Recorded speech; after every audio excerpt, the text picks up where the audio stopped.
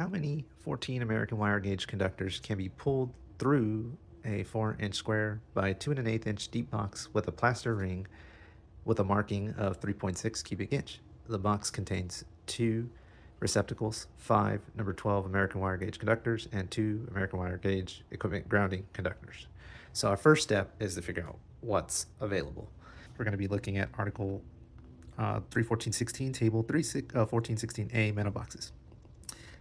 4 by 2 1/8 has a volume allowance of 30.3. So we'll do 30.3, and we're going to add the 3.6 for the plaster ring, which will give us a total of 33.9 cubic inches, right?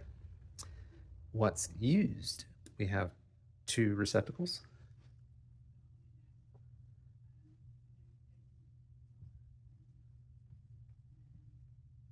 and then we have 2 receptacles, 5 American wire gauge conductors,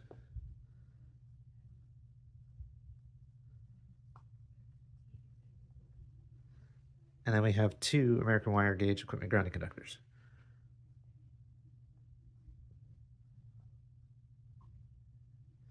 Now, what is the volume allowance for each of these? Well, receptacles take 2 volume allowances each, so that would be 2 times 2, which is 4. Conductors are going to have a single volume allowance for each one, so that would just be 5. And your equipment grounding conductors, the first 4 are only going to count as 1, and since we have 2, we're only going to add 1. So now this is 10. 4 plus 1 is 5, 5 plus 5 is 10. Now this is 10 volume allowances required, and now we have to figure out what the volume allowance is for number 12. We'll look at number 12 and we'll see 2.25, which is equal to 22.5. Now what's left? 33.9 minus 22.5.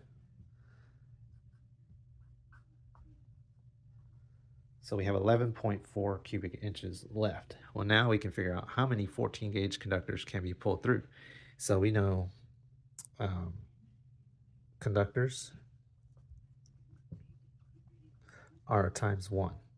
Look over here on our table again. 14 gauge conductors are 2 cubic inches each. 11.4 divided by 2.